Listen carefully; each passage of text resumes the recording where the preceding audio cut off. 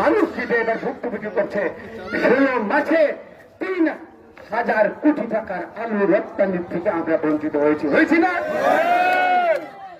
যদি নির্বাচিত সরকার হয়, বাংলাদেশে তারেক রহমান যদি ক্ষমতায় আসে, আর আমি যদি আপনাদের দোয়ায় দাওয়ায় যদি ইনশাআল্লাহ যদি প্রতিনিধি হতে পারি, এই জিনিসটা আমাকে খেয়াল রাখতে হবে না? হবে না? ইতিমধ্যে তারেক রহমান তার বক্তৃতায় আপনারা দেখেছেন, এই যে আমাদেরটা হলো, যদি আল্লাহ তাআলা বিএনপি সরকার ক্ষমতায় আছে, আপনাদের এই ভাবনা নয়, আপনাদের এই ক্ষতিপূরণ এবং ভবিষ্যতে যেটা করে আপনাদের এই আলু উৎপাদনের জন্য যেটা করতে হবে, ইনশাআল্লাহ আমরা সবাই এটা থেকে খেয়াল রাখবো। এবং আমি আপনাদের জিম্মাদার হিসাবে এটাকে পার্লামেন্ট বলেন, যে কোনো জায়গায় এটা উত্থাপন করে আপনাদের ন্যায্যতা, আপনাদের ইনসাফের জন্য যা যা বলা দরকার, এই জবান দিয়ে বলবো, এই জিম্মাদারি আপনাদের কাছে আমি রেখে গেলাম, আপনারা ধানের শীষের জন্য